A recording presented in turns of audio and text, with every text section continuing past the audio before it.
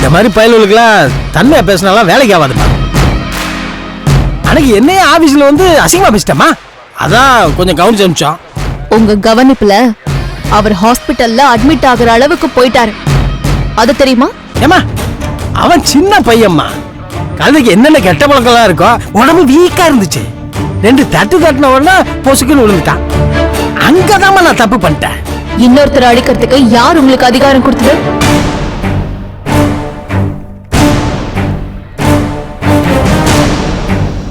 ஆபீஸ்க்கு சம்பளம் கேட்டு வந்து பிரச்சனை பண்ணார்னா சம்பளத்தை கொடுக்க வேண்டியதானே?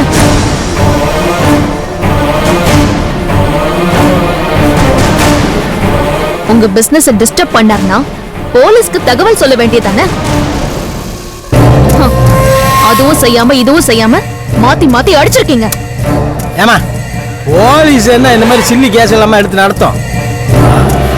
அவனும் சும்மா விட்டுலையா, ஆஸ்பத்திரிக்கு போனேன், பில்லுக்கெல்லாம் பணத்தை கட்டியிருக்கேன், அப்புறமா தானே உன்னை பார்க்க வந்தேன். சரி, இப்போ எதுக்கு இங்க வந்திருக்கீங்க? அது வேற ஒண்ணும் இல்லைம்மா, இந்த அடிவிட்ட பையன் இருக்கான்ல, அவன் கொஞ்சம் கோபமா இருக்கான் போல இருக்கு. பணத்தை கொடுத்துறேன்னு சொல்லிட்டேன், அதையும் மீறி என் மேலையும் என் கம்பெனி மேலையும் கேஸ போடுவேன்னு ஒத்த கால நின்றுட்டு இருக்கானா. இதனால யாருக்கு என்ன பிரயோஜனம்? நம்ம என்ன வேணும்னா பண்ணோம். அவன் தேவையில்லாம கம்பெனில வந்து தகராறு பண்ணான். வேலை பார்த்த பசங்க 2 தட்டு தான் தட்டினானுங்க. இந்த பாருமா, 2 தட்டு தட்டுறதுக்கு பெரிய அமௌண்ட் தர்றேன்னு சொல்லிட்டேன். சத்தம் போடாம வாங்கிட்டு போலாம். இப்ப நான் எதுக்கு இங்க வந்தேன்னா, எப்படியும் அவன் இங்கதான் வருவான். அதான் உன்னை பார்த்து சம்பவத்தெல்லாம் பேசிட்டு போலான்னு வந்தேன். என்ன சொல்லிட்டு போக வந்தீங்க?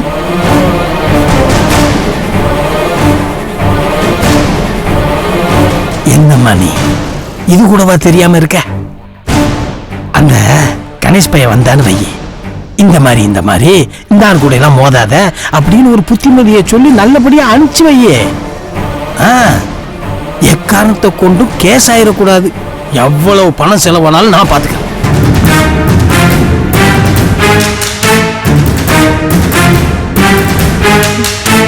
அடி வாங்கினவர்கிட்ட வீடியோ ஆதாரம் இருக்கு.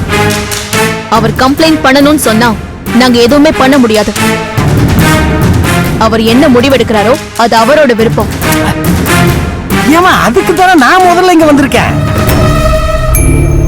சப்போஸ் அவன் இங்க வந்தான்னா என்ன பகிச்சிக்க வேண்டாம் ஒரு புத்திமதியை போட்டு அனுப்புங்க. கொடுத்த பணத்தை வாங்கிட்டு போனான்னா அவனுக்கு லாபம், எனக்கும் பிரச்சனை கிடையாது. சார், நீங்க தப்பா புரிஞ்சுக்கிட்டு இங்க வந்திருக்கீங்க. இது பஞ்சாயத்து பண்ற இடம் இல்ல, சட்ட ஒழுங்க பாதுகாக்கிற இடம். அட என்னம்மா, இது என்ன அவ்வளவு பெரிய சட்ட பிரச்சனையா?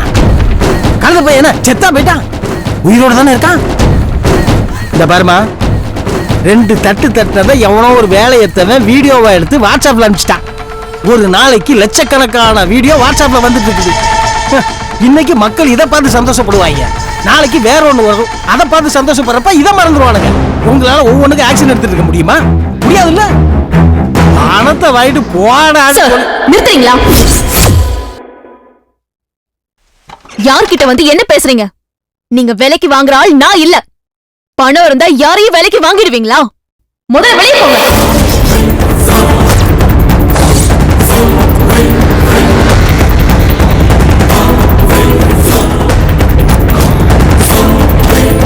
சந்தோஷமா, ரொம்ப சந்தோஷம்.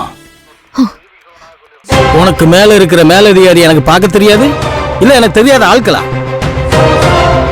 ஏதோ சொந்தக்கார பொண்ணாச்சன் பார்த்து பேசிட்டு போலான்னு வந்தா கொஞ்சம் கூட மட்டு மரியாதை எல்லாம் பேசுற. எனக்கு பார்த்துக்க தெரியும், நான் பார்த்துக்கிறேன். ஷீலா, ஷீலா, இத வந்துட்ட மேடம். மேடம், நானே சொன்னாலும் இந்த மாதிரி ஆளு உள்ள விடாதீங்க. என்கிட்டயே வந்து காம்ப்ரமைஸ் பேசுறாரு, கேஸ வாங்காதன்னு மிரட்டுறாரு. என்ன நினைச்சிட்டு இருக்காங்க? பணம் இருந்தா எல்லாரும் தலையாட்டணுமா? இது பாரு, இன்னொரு வாட்டி அந்த ஆள் ஸ்டேஷனுக்கு வந்தா வெளியவே உட்கார வை, உள்ள விடாத. Okay madam.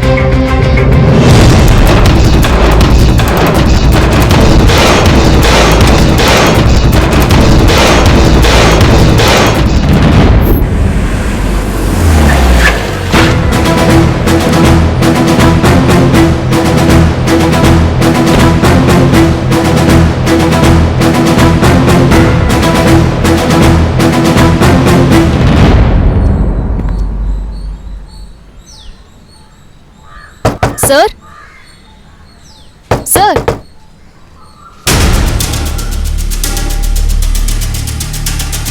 நீங்க தான் அன்புமணியா? என் பேரு பத்ரா. உங்க பொண்ணு கீதா கேஸ் விஷயமா உங்ககிட்ட கொஞ்சம் பேசணும். பேச வேண்டியதெல்லாம் பேசியாச்சுமா. எங்களை திரும்ப திரும்ப தொந்தரவு பண்ணாதீங்க, தயவு செஞ்சு போயிடுங்க. சார், உங்களை தொந்தரவு பண்ண நான் இங்க வரல. நான் தனியா தான் வந்திருக்கேன். உங்களுக்கு உதவி பண்ணணும்னு நான் விரும்புறேன். ப்ளீஸ் உள்ள போய் பேசலாமா? சரி வாங்க உள்ள.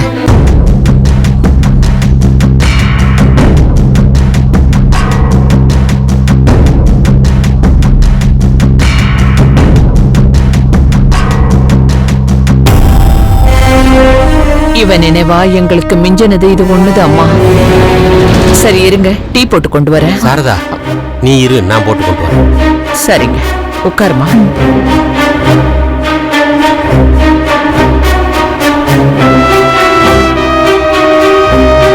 நீங்க இந்த கேஸை திருப்பி எடுத்தீங்கன்னு கேள்விப்பட்டோம். இவ்வளவு வருஷம் கழிச்சு எகைன் இந்த கேஸ் எடுக்கிறது உங்களுக்கு கஷ்டமா இருக்கலாம். அவங்க நினைவுல இருந்து வெளியே வர முடியாம நீங்க தவிக்கிறத நான் புரிஞ்சுக்கிறேன். ஆனா உங்க ஸ்டேட்மெண்ட் இந்த கேஸுக்கு ரொம்ப முக்கியம். எல்லா ஸ்டேட்மெண்ட்டும் கொடுத்தாச்சுமா. சொல்ல வேண்டியதும் சொல்லியாச்சு. ஆனா எந்த உண்மையும் வெளியில வரலையே. வந்திருந்தாலும் அதனால எங்களுக்கு எந்த பிரயோஜனமும் இல்ல. போன கீதா திரும்பி வரப்போறாளா என்ன?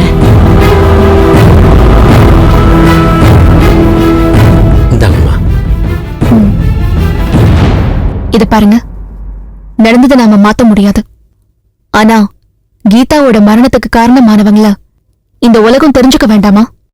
அவங்க தண்டனை அனுபவிக்க வேண்டாமா? நீங்க அந்த ஐஏஎஸ் ஆபீசர் உமா மகேஸ்வரியை அரெஸ்ட் பண்ண செய்தியை பார்த்தோம், அதிர்ச்சி ஆயிட்டோம்மா. ஆனா எந்த பிரச்சனையும் வேண்டான்னு தான் கீதா கேஸ் முடிஞ்ச உடனே நாங்க யாரு கண்ணிலையும் படாம இங்க வந்துட்டோம். நீங்க ஏன் இப்படி வந்து இருக்கணும்? உங்களை தேடி கண்டுபிடிக்க ரொம்ப கஷ்டமா இருந்துச்சு. யார்கிட்டயும் எந்த தகவலும் இல்ல. வீட்டை விட்டு வேலையை விட்டு யார் கண்ணிலையும் படாம இப்படி வர்றதுக்கு என்ன அவசியம்? அத நான் தெரிஞ்சுக்கலாமா? கேஸ் நடந்தப்பவும் சரி, அதுக்கப்புறமும் சரி, யாரோ எங்களை விடாம தொந்தரவு பண்ற உணர்வு. நாங்க ரெண்டு பேருமே கீதாவை இழந்து அனுபவிச்ச துக்கமே பெரிய தண்டனையா இருந்துச்சுமா. இதுல நாங்களும் ஒருத்தர் இழக்க விரும்பல.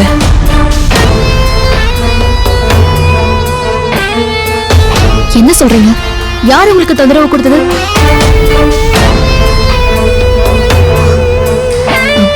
இங்க பாருங்க, இனிமே நீங்க இந்த கேஸ்ல பயப்படுறதுக்கு ஒண்ணுமே இல்லை. என்கிட்ட நீங்க எல்லாத்தையுமே தைரியமா சொல்லலாம்.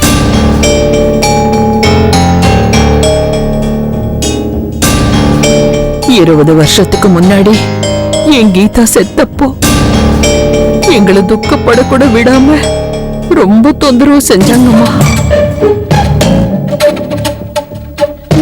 ஒவ்வொரு நாளும் புதுசா யாராவது வந்து மிரட்டுவாங்க. அதெல்லாம் போதும் தான் நாங்க யார்கிட்டயுமே சொல்லாம இருந்த வீடு, பார்த்த வேலை எல்லாத்தையும் தூக்கி போட்டு இங்க வந்துட்டோமா.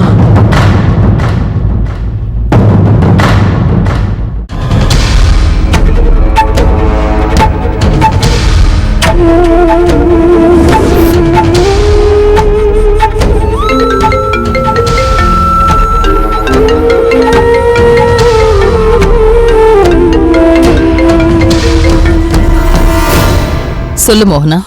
மேடம் ஃப்ரீயா இருக்கீங்களா? ஒரு இம்பார்ட்டன்ட் விஷயம் பேசணும். பத்ரா கீதா வீட்டுக்கு போறதா பேசிட்டு இருந்தாங்க மேடம். என்ன? கீதாவோட வீட்டுக்கா? அவ பேரண்ட்ஸ் கிட்ட ஏதோ விசாரிக்கணும்னு சொன்னாங்க. அவ பேரண்ட்ஸ் அவங்க? ஆமா madam. Are you sure? Sure madam. Bhadra போனதுக்கு அப்புறம் கீதாவோட ஃபைலை நான் ஃபுல்லா படிச்சேன். அவங்கள என்னாலேயே ட்ரேஸ் அவுட் பண்ண முடியலையே.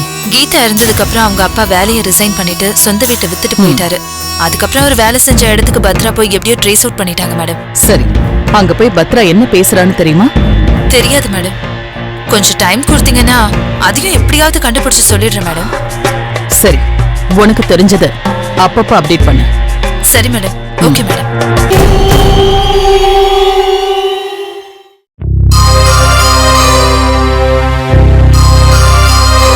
கீதா இறந்தப்போ எங்களை சில பேர் வீடு தேடி வந்து மிரட்டினாங்க. ஏதோ நாங்க தப்பு செஞ்ச மாதிரியும் அவங்க எங்க கிட்ட தென்னவன் கீதாவை மிரட்டின மாதிரியும் அவனுக்கு பயந்து கீதா எங்க கிட்ட அழுதான்னு வீட்லயும் கோர்ட்லயும் சொல்ல சொன்னாங்க.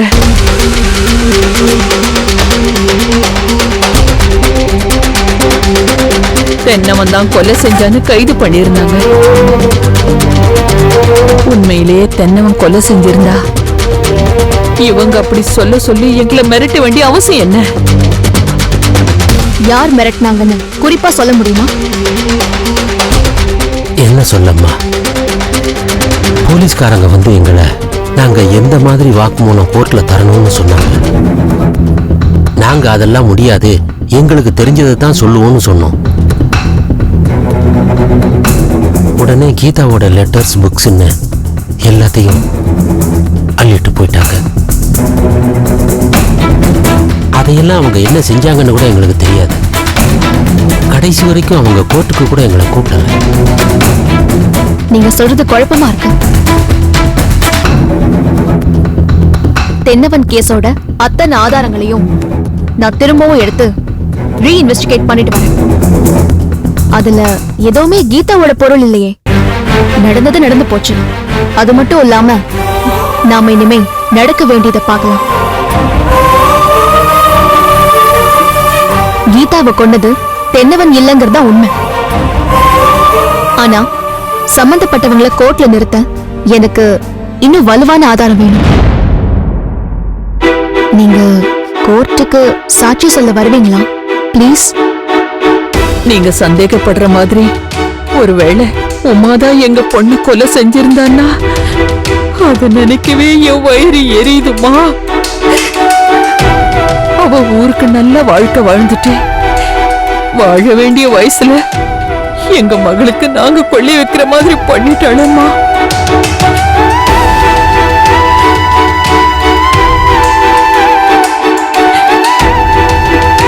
என் மக மட்டுமா அந்த தென்னவன் தம்பி என்ன தப்பு செஞ்சாரு? அன்னைக்கு நாங்க இதெல்லாம் யோசிக்கிற நிலைமையிலே இல்ல. ரொம்பவே உடைஞ்சு போயிருந்தோம்மா. இதுல ஆளுங்க வந்து மிரட்டினதுல ரொம்ப பயந்து போயிட்டோம். ஆனா இன்னைக்கு உன்னை பார்த்த உடனே தைரியம் வந்துடுச்சுமா. கீதாவும் உன்ன மாதிரிதான் நியாய தர்மம் தெரிஞ்சவ. அப்போ ரெண்டு பேரும் கோர்ட்டுக்கு வருவீங்க தானே? உங்களுக்கு தெரிஞ்ச உண்மையை பயப்படாம சொல்லுங்க போதும். மத்தத நான் பாத்துக்கிறேன்.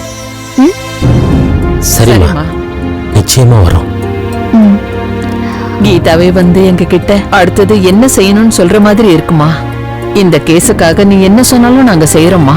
இதுல உங்களுக்கு துணையா நாங்க இருப்போம். ரொம்ப நன்றி. நன்றிம்மா. தேவைப்படும் போது நானே உங்களை கூப்பிடுறேன். சரிங்கம்மா. சரிம்மா.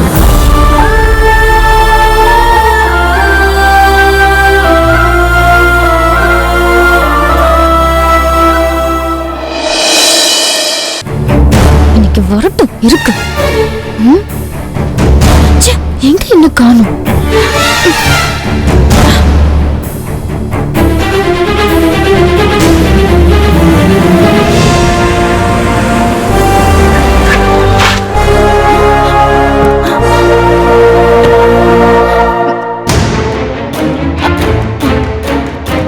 பத்ரா ஒரு நிமிஷம். ரொம்ப டயர்டா இருக்க போல இருக்கு பத்ரா. நான் உனக்கு காஃபி கொண்டு வர சொல்லட்டுமா? வசந்தாக்கா சோடா ஒரு கப் காஃபி கொண்டு வாங்க. இல்ல வேண்டாம், நான் ஸ்டேஷன்லயே குடிச்சிட்டு வந்துட்டேன். அப்படியா? ஸ்டேஷன்ல சொன்னப்பறம் தான் எனக்கு ஞாபகம் வருது. ஆமா, எங்க அப்பா ஸ்டேஷனுக்கு ஒண்ணு பார்க்க வந்தாராமே. அவர் சொல்ல வந்த விஷயத்த நீ புரிஞ்சுக்கலன்னு அந்த மனுஷன் போன்ல ரொம்ப வருத்தப்பட்டாரு தெரியுமா? நான் தான் அவர்கிட்ட எடுத்து சொன்னேன். பாவம், உனக்கு வேலையில எவ்வளவு டென்ஷன் இருக்கும். இதெல்லாம் வீட்ல பேசுற விஷயம். இத கொண்டு போய் இப்படியா ஸ்டேஷன்ல எல்லாரும் முன்னாடியே பேசுவாங்கன்னு சத்தம் போட்டுட்டேன்.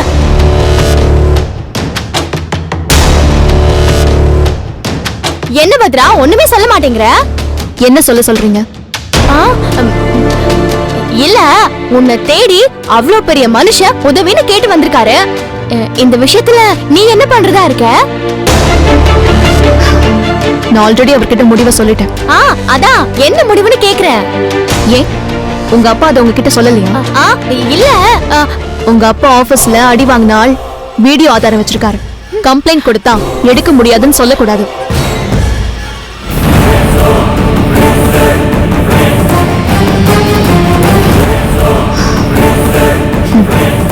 என்ன பண்ண?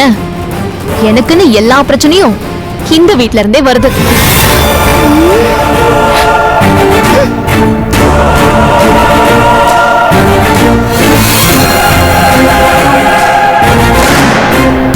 அப்புறம் இன்னொரு விஷயம், உங்க அப்பா கேஸ் விஷயமா என்ன ஸ்டேஷன்ல பார்த்து பேசினதுதான் சரி. ஏன்னா பர்சனல் விஷயத்தையும் கேஸ் விஷயத்தையும் குழப்பிக்க மாட்டேன்.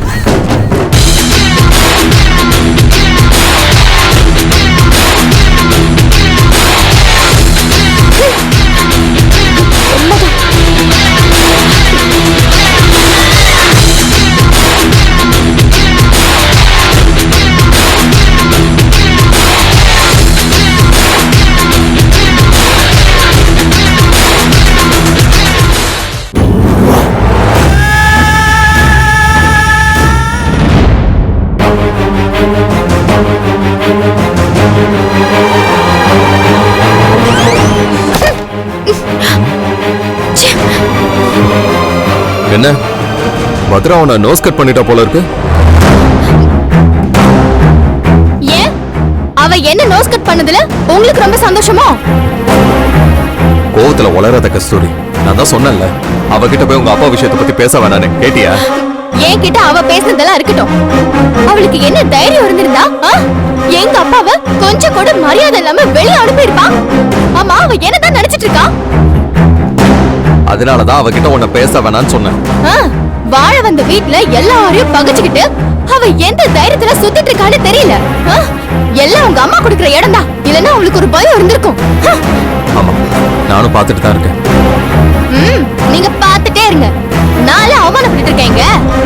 ஏன் நீங்க உங்க அம்மா கிட்ட கேட்க வேண்டியது தானே, அந்த மருமக கிட்ட அப்படின்னு பெருசா அதிசயத்தை கண்டாங்கன்னு. இப்படி நீ கத்துறதுல எந்த பிரயோஜனமும் இல்ல. இதுல நாம என்ன பண்ண முடியும்? உங்க அப்பா கொஞ்சம் கவனமா இருந்திருக்கணும். இத பாருங்க, எங்க அப்பா பத்தி எல்லாம் தப்பா பேசாதீங்க சொல்லிட்டேன். நான் என்ன தப்பா சொன்னேன்? ஏன் எல்லாத்துக்கும் இப்படி டென்ஷன் ஆகுற? அடடா, என்ன ஒரு அக்கறை! உங்க அக்காக்கு ஒண்ணுனா வானத்துக்கும் பூமிக்கும் குதிக்கிறீங்க. அதே எங்க அப்பாக்குன்னா உங்களுக்கு அவ்வளவு இலக்கணமா போயிடுச்சுல. நானும் கவனிச்சுட்டே தான் இருக்கேன். இந்த வீட்ல எங்க அப்பான்னா உங்களுக்கு மட்டும் இல்ல, எல்லாருக்குமே இலக்காரம் தான். ஐயோ, நீங்க பாவம் தலையில அடிச்சுக்கணும், நான் தான் என் தலையிலேயே அடிச்சுக்கணும். இவ்வளவு பெரிய கவர்மெண்ட் உத்தியோகத்துல இருக்கிற குடும்பத்துக்குள்ள எங்க அப்பாவை இவ்வளவு சீப்பா நடத்துவாங்கன்னு தெரிஞ்சிருந்தா நான் முதல்லயே இந்த கல்யாணத்துக்கு சம்மதிச்சிருக்கவே மாட்டேன். ஆரம்பிச்சிட்டியா உன் டிராமாவை? எந்த பிரச்சனை இருந்தாலும் நம்ம கல்யாணத்துல கொண்டு வந்து நிறுத்தணும் உனக்கு.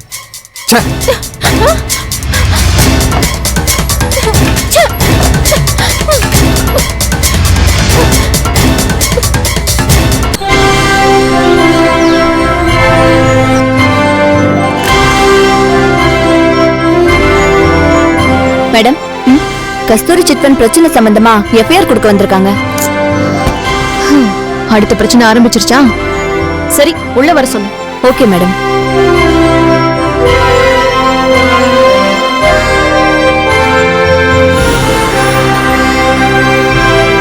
வணக்கம் மேடம். வணக்கம் வாங்க மேடம். உட்காருங்க.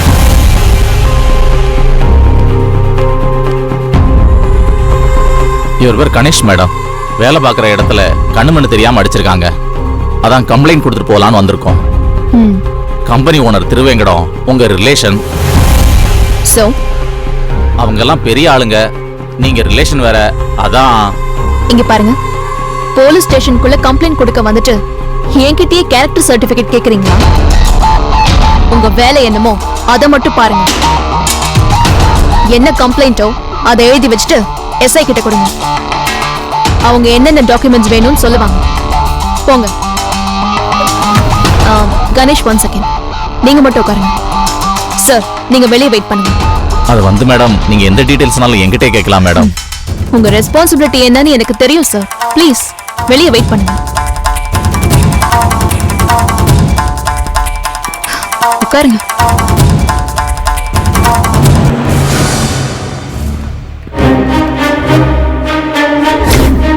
அந்த கணேஷ் பையன் வந்தான்னு வை, இந்த மாதிரி இந்த ஆள் கூட எல்லாம் மோதாத அப்படின்னு ஒரு புத்திமதியை சொல்லி நல்லபடியா அனுப்பிச்சு வையே.